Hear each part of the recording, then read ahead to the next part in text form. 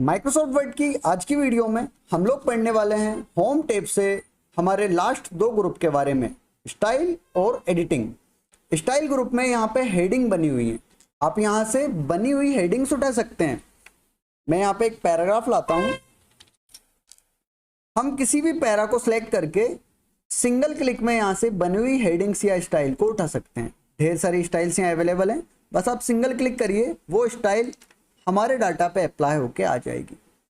मतलब जो काम हम यहाँ से कर रहे थे, बोल्ड, इटैलिक, साइज बड़ा करना, देन कलरिंग करना, वो काम आपको ये स्टाइल ग्रुप में बना हुआ मिल जाएगा। आप सिंगल क्लिक करके वो वहां से स्टाइल उठा सकते हैं। नेक्स्ट आपको एडिटिंग का ग्रुप मिलेगा और एडिटिंग के ग्रुप में काम की चीजें फाइंड, रिप्लेस, सेलेक्ट ऑप्शन मिलेंगे। ये फाइंड और रिप्लेस लगभग सभी सॉफ्टवेयर में मिल जाएंगे और ये बहुत ही उपयोगी टूल्स होते हैं। फाइंड का उपयोग हम डाटा में से किसी भी पर्टिकुलर डाटा को ढूंढने के लिए कर सकते हैं। उदाहरण के लिए हमारे पास ये पैराग्राफ है और हम इस पैराग्राफ में पर्टिकुलर वर्ड वीडियो को सर्च करना चाहते हैं, तो आप फाइंड पे क्लिक करिए।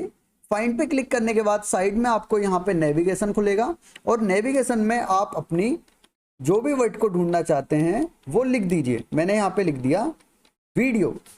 तो इस पैराग्राफ में जिस जिस जगह वीडियो वीडियो वीडियो लिखा होगा वो यहाँ हाईलाइट भी हो जाएगा और यहाँ पे रिजल्ट भी बता देगा कहाँ कहाँ लिखा हुआ है। आप डायरेक्टली सिंगल क्लिक करके उस वर्ड पे पहुंच सकते हैं और रिजल्ट में यहाँ पे बताएगा आपके पास यहाँ पे 4 जगह वो सिमिलर वर्ड आ रहा है, जिसमें से आप पहले नंबर के वर्ड पे हो, सिलेक्ट है वो पहले नंबर का वर्ड। अगर हम दूसरे पे क्लिक करेंगे तो हम दूसरे नंबर पे हैं और वो सिलेक्ट हो चुका है। इस तरह से फाइंड का उपयोग करके आप किसी भी पर्टिकुलर वर्ड को सर्च कर सकते हैं। फाइंड के बाद इसी फाइंड के ऑप्शन में आपको एक एडवांस फाइंड देखने को मिलेगा। एडवांस फाइंड का उपयोग आप किसी पर्टिकुलर वर्ड पे काम करने के लिए कर सकते हैं। जैसे किसी पर्टिकुलर वर्ड को फॉर्मेट करना हो, किसी पर्टिकुलर वर्ड को आपको डिलीट करना है, तो आप इस एडवांस फाइंड का उपयोग कर सकते हैं। उदाहरण के लिए मैंने यहाँ पे कुछ नाम लिखे हैं,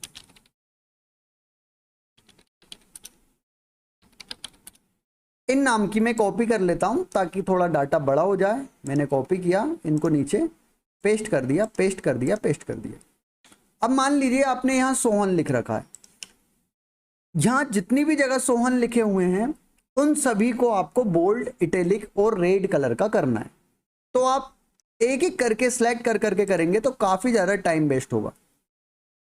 इसके लिए हम एडवांस फाइंड का उपयोग कर सकते हैं सभी नाम्स पे एक साथ काम करने के लिए। जाएंगे फाइंड के एरो पे और यहाँ आपको मिलेगा एडवांस फाइंड, इस पे क्लिक करिए। एडवांस फाइंड का बॉक्स खुल के आएगा, यहाँ पे आप अपना वर्ड लिख दीजिए। सोहन मैंने लिखा, यहाँ नीचे से फाइंड इन पे जाके मेन डॉक्यूमेंट पे क्लिक करते से ही सारे सोहन एक साथ सिलेक्ट हो जाएंगे।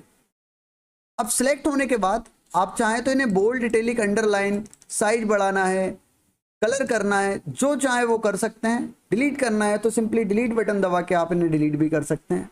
तो एडवांस फाइंड का उपयोग हम किसी भी पर्टिकुलर वर्ड पे काम करने के लिए कर सकते हैं। लाइक उसे फॉर्मेट करना हो, डिलीट करना हो, फॉन्ट साइज चेंज करना हो, ये सारी चीजें आप यहाँ पे कर सकते हैं। एडवांस फाइंड के बाद नेक्स्ट ऑप्शन है गो टू का। गो टू का उपयोग करके हम जंप कर सकते हैं। फाइंड के एरो पे क्लिक करके हम गो टू पे जाएंगे तो आपके सामने गो टू का बॉक्स दिखाई देगा। अब यहाँ पे बुकमार्क है, पेज है, सेक्शन है, लाइन है।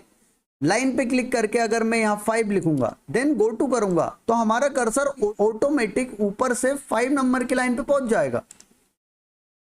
1 2 3 4 5। और अगर मैं यहाँ 10 लिखूंगा, देन गो टू, तो हमारा कर्सर ऑटोमेटिकली यहां से 10 नंबर की लाइन पे आ जाएगा। इसी तरह से आपका मान लो पर्टिकुलर एक पेज है, जैसे 50 पेज की बुक है और आप 30 नंबर के पेज पे जाना चाहते हैं। आप इस फाइंड वाले ऑप्शन में जाके गो टू पे जाइए और यहाँ पे पेजेस पे क्लिक करके यहाँ पेज नंबर डाल दीजिए 5, देन गो टू करेंगे तो अगर हमारे पास 5 पेज होते तो हम 5 पेज नंबर पे पहुंच जाते। हमारे पास फिलहाल 2 पेज हैं तो हम दूसरे पेज नंबर पे आए। गो टू के बाद नेक्स्ट ऑप्शन है यहाँ पे रिप्लेस। रिप्लेस मतलब होता है बदलना। अगर आपको किसी पर्टिकुलर वर्ड को दूसरे वर्ड से चेंज करना है तो आप रिप्लेस ऑप्शन का उपयोग कर सकते हैं। सिंपली रिप्लेस ऑप्शन पे क्लिक करिए और यहाँ पे फाइंड वर्ड में पहला वर्ड दीजिए जिसको बदल रहे हैं। जैसे मान लो मैं सोहन को बदलना चाहता हूं, रिप्लेस विथ, यहाँ पे वो वर्ड दीजिए जिससे बदल रहे हैं। सोहन को मैं मनमोहन से बदलना चाहता हूं, तो मैंने सोहन लिखा ऊपर और नीचे लिख दिया मनमोहन। देन रिप्लेस करेंगे तो एक एक करके बदलाएगा। रिप्लेस ऑल करिए तो एक ही बार में जितने भी सोहन होंगे वो सारे मनमोहन में चेंज हो जाएंगे। मैं इस बार श्याम को संगीता से बदलना चाहता हूं, मैं रिप्लेस में जाऊंगा, ऊपर लिखूंगा श्याम, नीचे लिख दूंगा संगीता। देन रिप्लेस करूंगा तो एक एक करके काम करेगा, एक बार करेगा फिर नेक्स्ट करेगा फिर नेक्स्ट करेगा। और रिप्लेस ऑल कर दूंगा तो यहां बताएगा all done, we made 3 replacement. Okay, तो हमारे सारे जो राम थे वो संगीता में चेंज हो गए। इस तरह से रिप्लेस ऑप्शन का उपयोग करके आप किसी पर्टिकुलर वर्ड को दूसरे वर्ड से बदल सकते हैं। इनकी शॉर्टकट कीज की बात करें तो कंट्रोल F फाइंड की शॉर्टकट की। अगर मैं कीबोर्ड से कंट्रोल F दबाऊंगा तो हमारे सामने फाइंड खुल के आएगा। इसके बाद रिप्लेस की शॉर्टकट की है कंट्रोल+H। कंट्रोल H दबाएंगे तो यहाँ पे फाइंड एंड रिप्लेस का बॉक्स खुल के आएगा जिसमें हम रिप्लेस में रहेंगे, और रिप्लेस की शॉर्टकट की कंट्रोल+H है।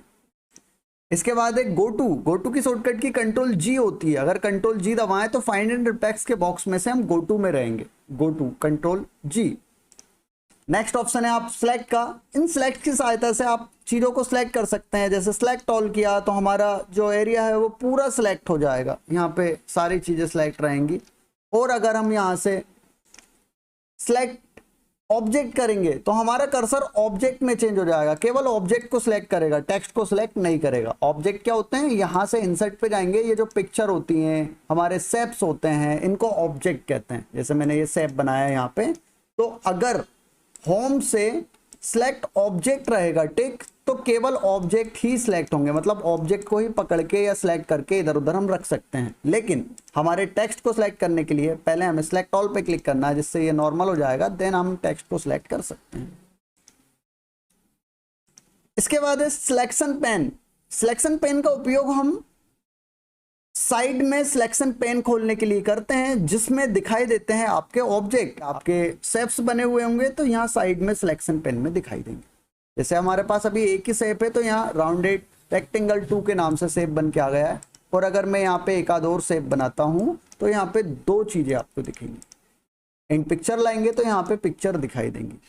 तो इस तरह से सिलेक्शन पेन का उपयोग जितने ऑब्जेक्ट हैं उनको यहाँ पे शो ऑफ करने के लिए कर सकते हैं, और आप चाहें तो यहीं से इन्हें हाइड भी कर सकते हैं। यहाँ ये जो आई का साइन दिखाई दे रहा है इसको मैं अनटिक कर दूंगा, यहाँ पे ये हाइड हो जाएगा। देन वापस मैंने इस पे टिक करा, हाइड हो गया। इन दोनों पे वापस क्लिक करूंगा तो हमारे ये अनहाइड हो जाएंगे। यहाँ ऊपर शो ऑल और हाइड ऑल भी है, शो ऑल से सभी दिखेंगे, हाइड ऑल से सारे हाइड हो जाएंगे। इस तरह से सिलेक्शन पेन का उपयोग हम ऑब्जेक्ट के लिए कर सकते हैं। तो आज की वीडियो में इतना ही, मिलते हैं अगली वीडियो में। ये फाइंड एंड रिप्लेस का उपयोग आप जरूर करके देखना, ये ऑप्शन बहुत ज़्यादा काम के हैं।